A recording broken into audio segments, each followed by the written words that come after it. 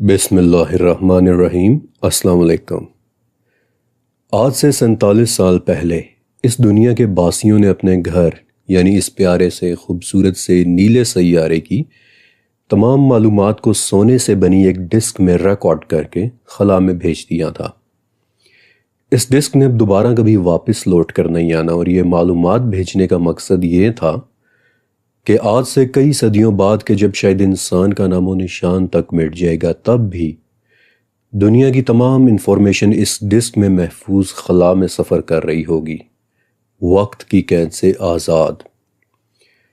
اس disk میں وہ تمام انفارمیشن ریکارڈ ہوئی ہے کہ جو بتاتی ہے کہ یہ دنیا دیکھنے میں کیسی ہے، یہاں رہنا کیسا ہے، یہاں کے لوگ کیسے ہیں، اور اگر کبھی یہ ڈسک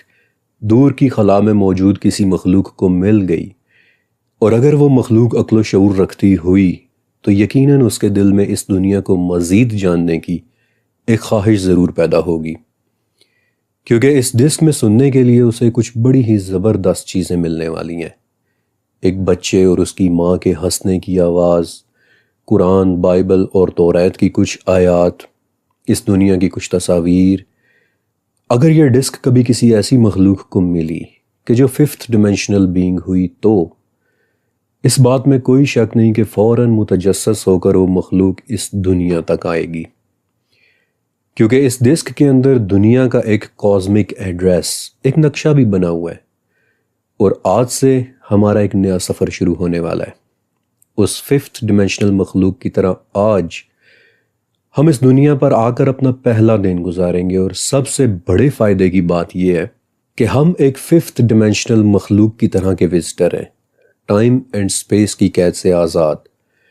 ہم جب چاہے کبھی اس دنیا کے ماضی میں چلے جائیں گے، کبھی اس کے حال کو دیکھیں گے، اور کبھی اس کے مستقبل کو جا کر ایکسپلور کریں گے۔ تو چلیں آئیں میرے ساتھ، آج چل کر ہم گزارتے ہیں اس خوبصورت سی نیلی دنیا میں پہلا دن۔ اپنی ٹائم مشین میں بیٹھ کر آج ہم اس دنیا کی سرزمین پر اترے ہیں۔ آج ہم نے یہاں اپنا پہلا ٹچ ڈاؤن کیا ہے، لیکن یہ کیا، ہر طرف اونچے اونچے سرسبز پہاڑ۔ اس گولڈن ڈسک میں اس دنیا کا ایک نقشہ بھی بنا ہوا تھا کہ جسے ہم نے اپنے کمپیوٹر میں فیڈ کر لیا، اپنی ٹائم مشین کے کمپیوٹر میں، اور اس نقشے کو دیکھ کر لگتا ہے کہ شاید ہم آئرلینڈ نام کے ایک ملک میں ہیں۔ لیکن یہ کون سا سن اور کون سا سال ہے؟ ابھی چونکہ ہمارا اس دنیا میں پہلا ٹچ ڈاؤن ہے، اس لیے کمپیوٹر میں یہاں کے کیلنڈر کی انفارمیشن اپڈیٹ نہیں ہوئی ہوئی، فیڈ نہیں ہوئی ہوئی، لہٰذا ہم کسی شہر کی طرف چلتے ہیں تاکہ یہاں کے متعلق ہمیں مزید معلومات مل سکیں۔ ہاں، پہاڑوں سے نیچے دور آباد ایک شہر دکھائی دے رہا ہے، تو ہم وہاں چلتے ہیں۔ یہ سامنے نظر آنے والی ایک خوبصورت سی عمارت شاید یہاں کی کوئی اہم جگہ ہے، کیونکہ آج یہاں بہت سارے لوگ اکٹھے ہوئے ہیں۔ ایک منٹ، یہ سامنے ویلکم بورڈ پر کچھ لکھا ہوا نظر آ رہا ہے۔ 21 مئی 1952 welcome to Dublin university mister Erwin Schrodinger. ہمارا کمپیوٹر ہمیں بتا رہا ہے کہ ارون شروڈنگر آسٹریا نامی کسی ملک کے ایک بہت بڑے سائنسدان گزرے ہیں۔ لگتا ہے کہ آج یہاں ایک بہت اہم تعلیمی لیکچر ہونے والا ہے، تو چلے آئیں ہم بھی اٹینڈ کرتے ہیں۔ مجھے یقین ہے کہ آج یہاں سیکھنے کے لیے بہت کچھ ملنے والا ہے۔ ہمارے کمپیوٹر سے ہمیں شروڈنگر کے متعلق مزید انفارمیشن بھی ملتی ہے کہ انہوں نے کوانٹم مکینکس کی دنیا میں بہت زیادہ کام کیا ہے۔ لیکن کوانٹم مکینکس یہ تو مختلف ڈیمینشنز پر بات کرنے والی ایک فیلڈ ہے۔ اب تو مجھے پورا یقین ہو گیا ہے کہ آج لیکچر میں بیٹھے بیٹھے ارون شروڈنگر سے بہت کچھ سیکھنے کو ملے گا۔ شروڈنگر اپنے اس لیکچر میں کہہ رہے ہیں کہ اب جو میں آپ کو بتانے والا ہوں اسے سن کر شاید آپ کو لگنے لگے گا کہ میں بالکل پاگل ہو گیا ہوں، لیکن میری کیلکولیشنز مجھے بتا رہی ہیں کہ اس وقت کئی ریالٹیز، کئی حقیقتیں ایک ساتھ چل رہی ہیں۔ ہو سکتا ہے کہ ہماری ریالٹی میں ابھی 1952 کا سال چل رہا ہو، لیکن کسی اور ریالٹی میں اس وقت ابھی بھی کہیں قبل مسیح کا دور چل رہا ہوگا۔ بس ہم یعنی انسان ابھی اس قابل نہیں ہوئے کہ ان دوسری ریالٹیز میں قدم رکھ سکیں۔ اوکے، ایک منٹ کے لیے رکیں۔ انسان قدم نہیں رکھ سکتے یہ تو سچ ہے، لیکن میرے پاس تو ایک ٹائم مشین ہے، اور میں خود ایک ففتھ ڈیمینشنل بینگ ہوں، بھلا مجھے کیا چیز ان دوسری ریالٹیز میں قدم رکھنے سے روک سکتی ہے؟ اور اگر اروین شروڈنگر اس دنیا کے سب سے مشہور کوانٹم فزسسٹ یہ بات کہہ رہے ہیں تو ضرور ان کی باتوں میں کوئی نہ کوئی سچائی بھی ہوگی۔ تو چلے آئیں کسی اور ٹائم لائن میں چل کر دیکھتے ہیں کہ وہاں اس وقت کیا ہو رہا ہے۔ آج ڈبلن میں کافی وقت گزار لیا، اب کسی اور ٹائم لائن میں چل کر اس دنیا کی تاریخ کے متعلق سیکھتے ہیں۔ 18 مارچ سن 576 عیسوی، ایک گرم تپتے ہوئے صحرا کی رات۔ ٹائم مشین کے اندر موجود نقشہ دکھا رہا ہے کہ ہم اس وقت عرب کے صحراؤں میں موجود ہیں، اور میرے پاس اس جگہ کے متعلق جو انفارمیشن ہے وہ بتاتی ہے کہ ابھی یہاں کے لوگ بہت سخت طبیعت رکھتے ہیں۔ لگتا ہے کہ ہمیں یہاں چھپ کر رہنا ہوگا۔ ٹائم مشین کے اندر موجود لائبریری سے پتہ چلتا ہے کہ کچھ عرصہ پہلے یہاں سے رات کے وقت ایک قافلہ گزرا تھا، اور اس کے اونٹ کو چلانے والا غلام نیند کی وجہ سے آہستہ آہستہ چل رہا تھا۔ تو اونٹ پر بیٹھے مالک نے غصے میں آ کر غلام کے ہاتھ پر اتنی زور سے ڈنڈا مارا کہ غلام کا ہاتھ ہی ٹوٹ گیا، اور وہ زور زور سے چلانے لگا، اور پھر اس کے چلانے سے اونٹ تیز تیز چلنے لگا تھا۔ ابھی تو یہ کافی خطرناک علاقہ لگتا ہے، اور یہاں کے لوگ بھی کافی سخت اور اخلاقی طور پر بہت متشدد معلوم ہوتے ہیں۔ پتہ نہیں وہ کون سی ہستی ہوگی کہ جو انہیں گائیڈ کرے گی۔ فی الوقت تو یہ لگتا ہے کہ چند سال بعد آگے چل کر دیکھنا چاہیے کہ تب یہاں کیا ہو رہا ہوگا۔ 15 دسمبر سن 687 عیسوی، اب چونکہ ہماری ٹائم مشین کا کمپیوٹر اس دنیا کے کیلنڈر کے ساتھ الائن ہو چکا ہے، اس لیے ہمیں پتہ چل رہا ہے کہ اس وقت ہم عرب کے شہر طائف میں ہیں، اور یہ سن 687 عیسوی کا سال ہے۔ ایک معمر نابینا شخص کے عربی زبان میں کچھ اشعار پڑھنے کی آواز آ رہی ہے، اور وہ کہہ رہے ہیں کہ اگر خدا نے میری آنکھوں کی بینائی لے لی ہے تو کیا، میری زبان اور میرے کان کا نور تو ابھی باقی ہے، میرا دل پاک اور عقل درست ہے، اور میرے منہ میں زبان آج بھی تلوار کی طرح صاف چلتی ہے۔ میں سمجھ گیا کہ ہماری ٹائم مشین ہمیں آج کی تاریخ اور اس وقت میں کیوں لے کر آئی ہے، کیونکہ ابھی ہم اروین شروڈنگر کے لیکچر سے نکلے ہیں کہ جس میں وہ دوسری ڈیمینشنز اور دوسری ٹائم لائنز کی باتیں بتا رہے تھے، جبکہ ان دونوں چیزوں کے متعلق یہ ضعیف شخص اروین شروڈنگر سے 1300 سال پہلے ہی بتا چکے تھے۔ اس وقت ہم یہ اشعار اس شخص کے کہے ہوئے سن رہے ہیں کہ جسے یہاں کے لوگوں نے اپنی زبان میں حبر الامہ کا لقب دیا ہے، یعنی کہ امت کے ایک بہت بڑے عالم کے جن کا علم سمندر کی طرح وسیع ہے۔ اور یہ اشعار انہوں نے تب کہے تھے کہ جب وہ اپنی عمر کے بالکل آخری حصے میں پہنچ کر نابینا ہو گئے تھے، اور ان کا نام ہے عبداللہ ابن عباس ابن عبد المطلب۔ اور آج اپنی ٹائم ٹریول سیریز کی پہلی قسط میں ہم عبداللہ ابن عباس کے متعلق ہی سیکھیں گے، کیونکہ وہ اروین کے لیکچر سے بہت پہلے دوسری ڈیمینشنز اور پیرالل ورلڈز کی باتیں کیا کرتے تھے، اور ان کی دی ہوئی کوئی انفارمیشن آسمانوں اور زمین سے کم کی نہیں ہوتی تھی۔ عرب کی صورتحال اب بہت زیادہ بدل چکی ہے۔ اب لوگ اس طرح سے اپنے غلاموں کو نہیں مارتے جس طرح سے ہم نے اس صحرا میں اپنے پہلے ٹچ ڈاؤن کے وقت دیکھا تھا۔ آئی وانڈر کہ کون ہستی تھی کہ جس نے صرف 100 سال کے اندر اندر ان لوگوں کی حالت ہی بدل دی۔ یہاں پھر سے ایک قدیم دین کو زندہ کیا گیا ہے، اور لوگ اس دین کو دین اسلام کے نام سے جانتے ہیں، اور اس دین کے آخری نبی ان عربوں کے عظیم لیڈر کے جنہوں نے انہیں غلاموں کے ہاتھ توڑنے سے نکال کر دنیا کی بادشاہی دے دی، انہیں اس دنیا سے گزرے ابھی زیادہ وقت نہیں ہوا، لیکن ہمیں نظر آ رہا ہے کہ انہوں نے عرب کی حالت کو بدل کر رکھ دیا ہے، اور اس عظیم لیڈر کا نام تھا محمد ابن عبداللہ صلی اللہ علیہ وآلہ وسلم۔ اور جن معمر شخص کے اشعار ابھی ہم نے سنے وہ انہی محمد کے چچا عباس کے بیٹے ہیں، اور ان کی ایک بات بہت بہت خاص تھی کہ نبی محمد صلی اللہ علیہ وآلہ وسلم نے بذات خود ابن عباس کے لیے علم اور تفسیر کی دعا کی تھی۔ نو ونڈر کہ عرب کے لوگ انہیں حبر الامہ کہتے ہیں، کیونکہ ان کے لیے اس ہستی نے دعا کی تھی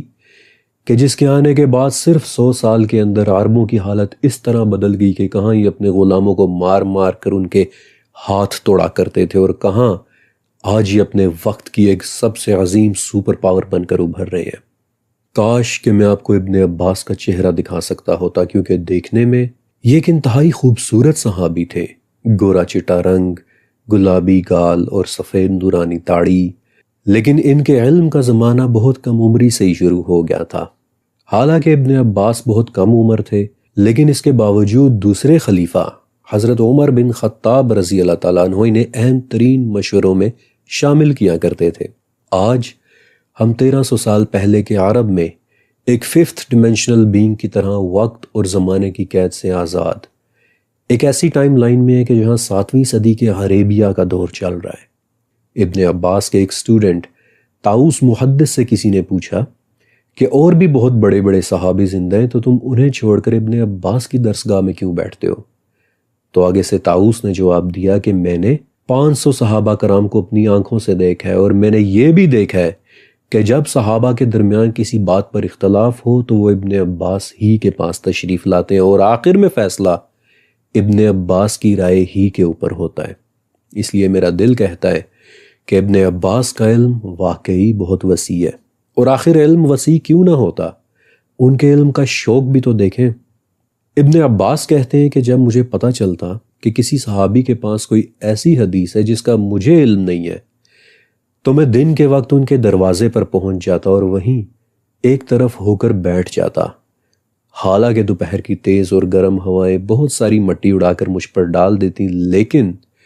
اس خوف سے کہ کہیں وہ صحابی مجھ سے کھو نہ جائیں، میں ان کے دروازے پر ہی بیٹھا رہتا، اور حالانکہ اگر میں دروازہ کھٹکھٹاتا تو مجھے اندر داخل ہونے کی اجازت بھی مل جاتی، لیکن میں ایسا اس لیے نہیں کرتا تھا کہ کہیں ان کے آرام میں کوئی خلل نہ پڑ جائے۔ پھر جب وہ صحابی باہر نکلتے اور مجھے دیکھتے تو پوچھتے کہ یا ابن عم رسول اللہ، یعنی رسول اللہ کے چچا کے بیٹے، آپ یہاں کیوں آئے؟ مجھے ہی پیغام بھجوا دیتے تو میں خود آپ کی خدمت میں حاضر ہو جاتا، لیکن پھر میں انہیں جواب دیتا کہ میں اس بات کا زیادہ حقدار ہوں کہ میں آپ کے پاس آؤں، کیونکہ علم سیکھنے کے لیے طالب علم کو صاحب علم کے پاس جانا چاہیے، نہ کہ صاحب علم کو طالب علم کے پاس آنا چاہیے۔ اور پھر میں ان سے وہ حدیث پوچھ لیتا کہ جس کے لیے میں آیا تھا۔ واقعی سیکھنے کے بھی کس قدر حسین آداب ہیں۔ سیکھنا تو انہوں نے اپنے وقت کے سب سے بڑے معلم سے بہت پہلے ہی شروع کر دیا تھا، یعنی رسول اللہ صلی اللہ علیہ وآلہ وسلم سے، کیونکہ ایک تو وہ آپ کے چچا کے بیٹے تھے، اور دوسرا ام المومنین حضرت میمونہ رضی اللہ تعالیٰ عنہ ابن عباس کی خالہ بھی تھیں، اور وہ ابن عباس سے بہت پیار بھی کرتی تھیں۔ اسی لیے ابن عباس بچپن ہی سے آپ کے گھر بھی رہا کرتے تھے، اسی لیے نبی سے سیکھنے کے لیے انہیں بہت کچھ ملتا تھا، اور کبھی کبھار بچپن کی عمر میں تو وہ اپنی خالہ حضرت میمونہ کے گھر پر سو بھی جایا کرتے تھے۔ اور ایسی ہی ایک رات ابن عباس کہتے ہیں کہ میں اپنی خالہ کے ہاں ٹھہرا ہوا تھا کہ آپ صلی اللہ علیہ وآلہ وسلم نماز کے لیے اٹھے، تو میں نے آپ کے وضو کے لیے چپکے سے پانی لا کر اپنی جگہ پر رکھ دیا۔ جب آپ وضو کر چکے تو اچانک پوچھا کہ میمونہ، میرے وضو کے لیے پانی کون لایا تھا؟ تو میری خالہ بولی کہ ابن عباس لایا تھا۔ تو اس پر ابن عباس کہتے ہیں کہ میں نے رسول اللہ کو اپنے لیے ایک دعا کرتے ہوئے سنا تھا، اللہم فقہہ فی الدین وعلمہ التاویل، یعنی اے اللہ اسے دین کا فقیہ بنا دے اور اسے تاویل کا علم سکھا دے۔ اور اس دعا کے بعد ابن عباس نے یہ مقام پایا کہ آج ہماری ٹائم مشین ہمیں اس کائنات کی ڈیمینشنز اور ٹائم لائنز کا علم سکھانے کے لیے سب سے پہلے ان کے زمانے میں ان کے پاس لے کر آئی ہے، کیونکہ یاد ہے نا ابن عباس نے کیا کہا تھا کہ طالب علم کو صاحب علم کے پاس جانا پڑتا ہے، صاحب علم کو طالب علم کے پاس نہیں۔ لیکن بہت دکھ کی بات ہے کہ ابن عباس ابھی صرف 13 سال کے تھے کہ آپ کے معلم اور تمام صحابہ کے معلم نبی محمد صلی اللہ علیہ وسلم وفات پا گئے، اور 2.25 سال بعد خلیفہ ابو بکر صدیق رضی اللہ تعالیٰ عنہ بھی۔ اور جب دوسرے خلیفہ یعنی عمر بن خطاب رضی اللہ تعالیٰ عنہ خلیفہ بنے تو ابن عباس تقریباً جوان ہونے کے قریب تھے، لیکن پھر بھی عمر بن خطاب نے آپ کو اپنے خاص لوگوں کی علمی محفل میں شامل کر لیا تھا، یہاں تک کہ بعض لوگوں کو ابن عباس پر رشک بھی ہوا کرتا تھا۔ ابن عباس کہتے ہیں کہ عمر بن خطاب نے مجھے شیوخ بدر کے ساتھ بٹھانا شروع کر دیا، یعنی کہ ان عظیم لوگوں کی محفل میں کہ جنہوں نے بدر کی لڑائی میں شرکت کی تھی۔ اس بات پر بعض بزرگوں نے عمر بن خطاب سے پوچھا بھی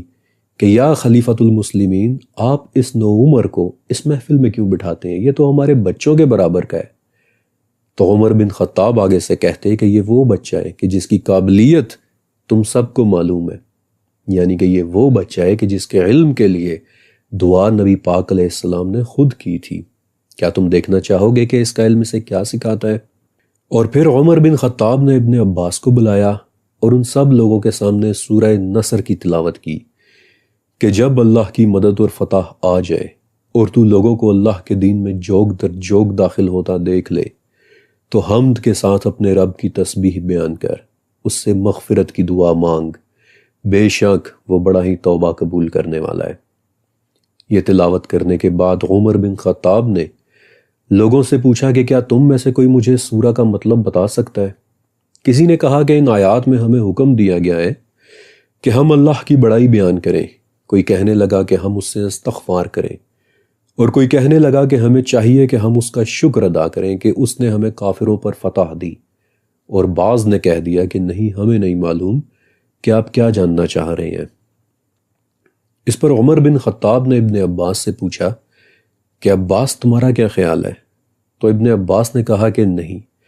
بلکہ سورہ کا مطلب یہ ہے کہ آپ صلی اللہ علیہ وآلہ وسلم کی وفات کا وقت قریب آ چکا ہے، کہ جب اللہ کی مدد اور فتح حاصل ہو جائے تو یہ آپ کی وفات کی نشانی ہے، کیونکہ آپ کی نبوت کا مقصد پورا ہو گیا ہے۔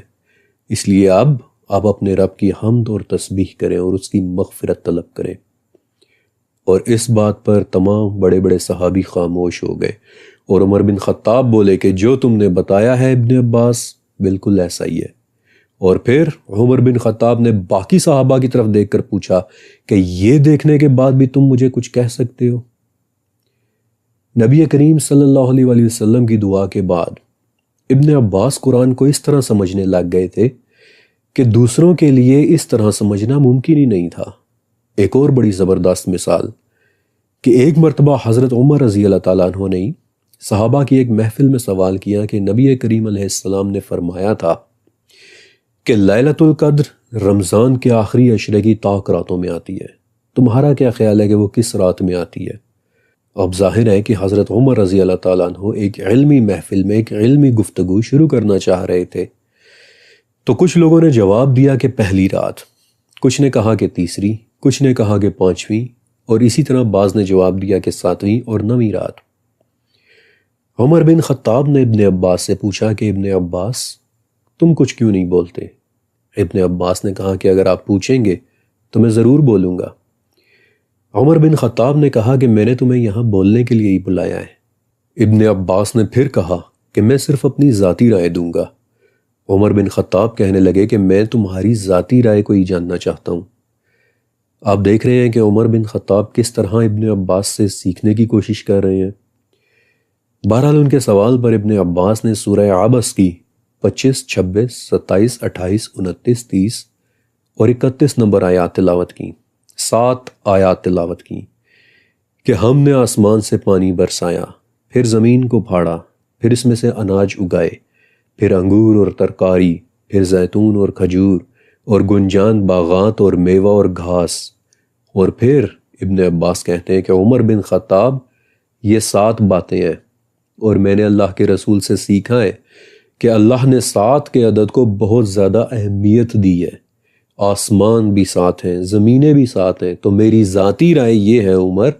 کہ لیلۃ القدر کو بھی اللہ تعالیٰ نے 7ویں رات میں چھپا کر رکھا ہے۔ اور ایک بار پھر سے اس دلیل پر تمام صحابہ خاموش ہو گئے، اور عمر بولے کہ اب تمہیں اس بچے کی منزلت کا علم ہوا۔ ابن عباس قرآن پاک کی بہت بولڈ تفسیر کیا کرتے تھے۔ بعض محتاط صحابہ اس دلیری کو ناپسند بھی کرتے تھے، لیکن بالآخر ایک وقت آتا تھا کہ انہیں بھی ابن عباس کی تفسیر کی ایکسپرٹیز، ان کی مہارت کا اعتراف کرنا پڑتا تھا کہ واقعی ان کی تفسیر صحیح ہوتی ہے۔ مثلاً اپنے وقت میں حضرت عمر رضی اللہ تعالیٰ عنہ نے تمام محروسہ علاقوں میں،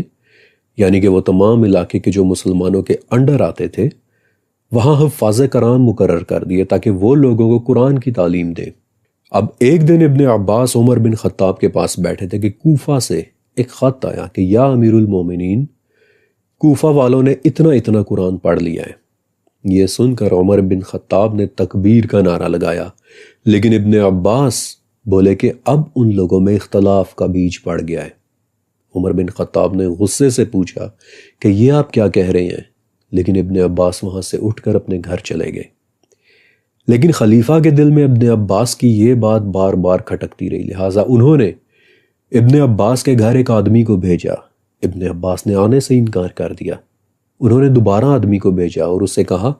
کہ ابن عباس کو کہنا کہ آپ کو آنا ہی ہوگا۔ لہٰذا خلیفۃ المومنین کے اصرار پر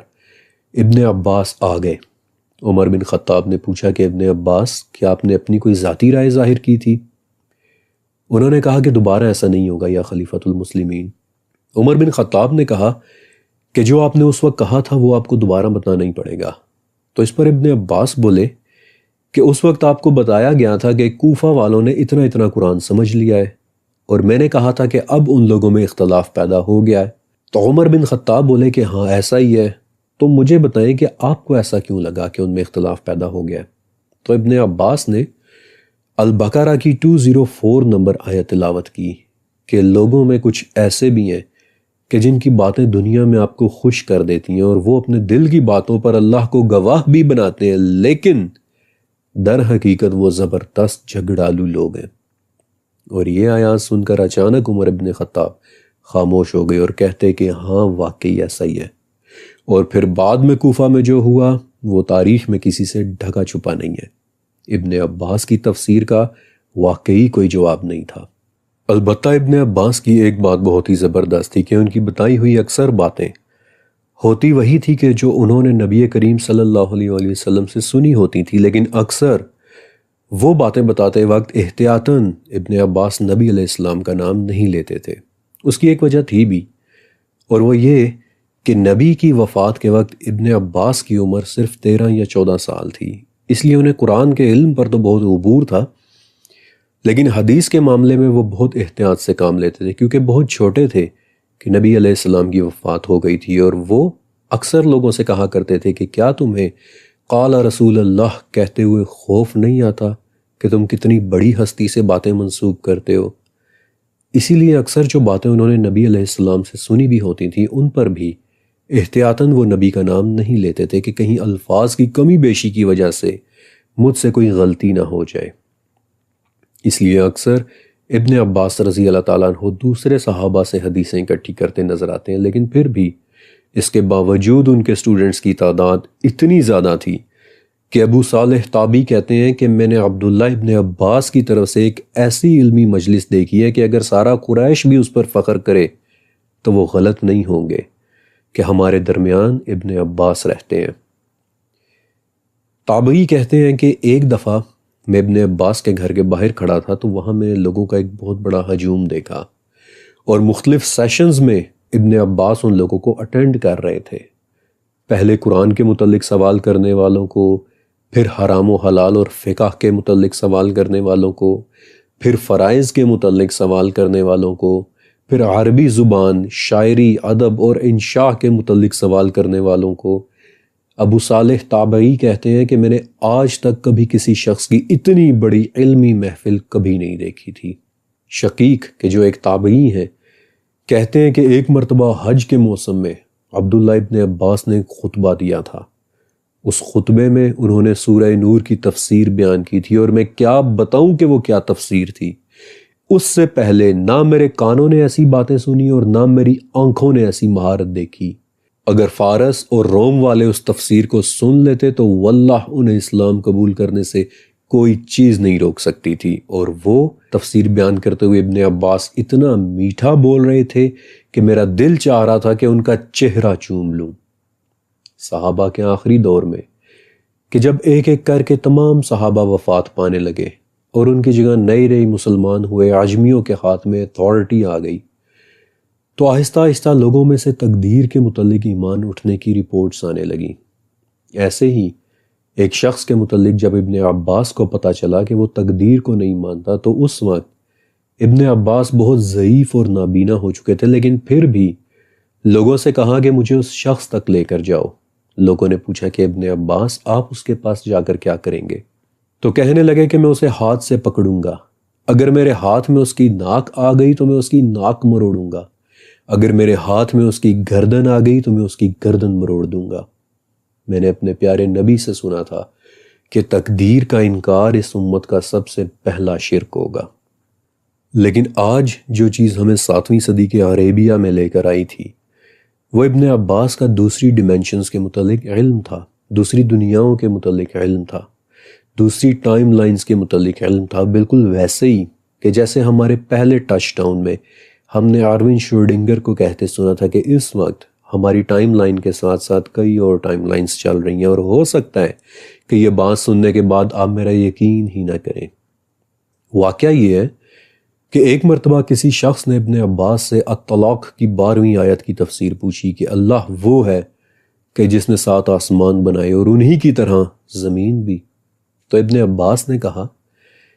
کہ اگر میں تمہارے سامنے ان آیات کی تفسیر بیان کر دوں تو تم مانو گے ہی نہیں، اور نہ ماننا کفر کرنا ہے، لیکن سن لو کہ آسمان 7 ہے اور انہی کی طرح زمینیں بھی 7 ہیں، اور 7 زمینوں میں تمہارے نبی کی طرح کے ایک نبی ہیں، آدم کی طرح کے ایک آدم ہے، نوح کی طرح کے نوح ہے، ابراہیم کی طرح کے ابراہیم ہے، اور عیسیٰ کی طرح کے عیسیٰ ہیں، لیکن اگر اس سے زیادہ میں نے تمہارے سامنے بیان کیا تو تم مانو گے ہی نہیں۔ آروین شروڈنگر کے ڈبلن لیکچر سے 1300 سال پہلے، جس میں اس نے کہا تھا کہ میری کیلکولیشنز مجھے بتاتی ہیں کہ اس وقت کئی ٹائم لائنز ایک ساتھ چل رہی ہیں، ہو سکتا ہے کہ ہماری ٹائم لائن میں 1952 کا سال ہو، لیکن کسی اور ٹائم لائن میں ابھی تک قبل مسیح کا دور چل رہا ہو۔ Strange, very strange. اور حیرت کی بات تو یہ ہے کہ حیرت انگیز اور مختلف ڈیمینشنز کی باتیں ہوتے وقت اکثر نبی علیہ السلام کے قریب ابن عباس ہی موجود ہوتے تھے۔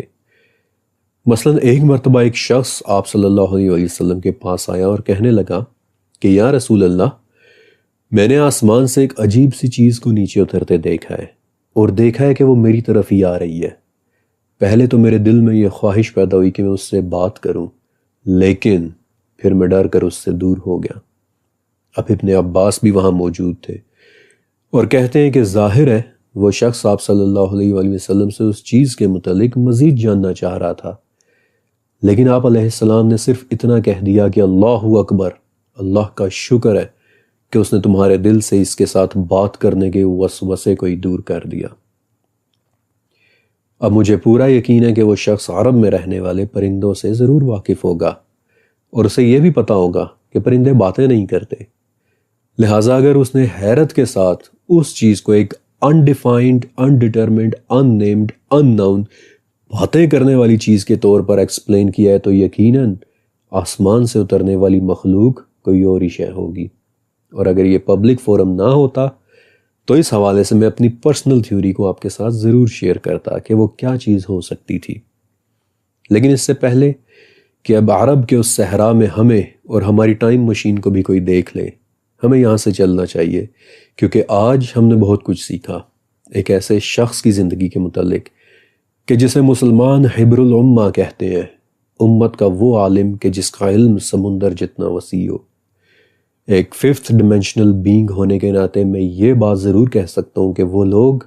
علمی طور پر اپنے وقت سے بہت ایڈوانسڈ لوگ تھے، بہت ایڈوانسڈ علم رکھنے والے تھے۔ نو ونڈر کہ اس علم نے صرف 100 سالوں کے اندر اندر ان لوگوں کو صحراؤں میں غلاموں کے ہاتھ توڑنے سے ہٹا کر دنیا کی حکمرانی پر فائز کر دیا۔ آئی ونڈر کہ کون کون سے علم کے سمندر اور بھی اس صحرا میں آباد ہوئے ہوں گے، لیکن آج ہمارا یہ سفر یہیں پورا ہوتا ہے،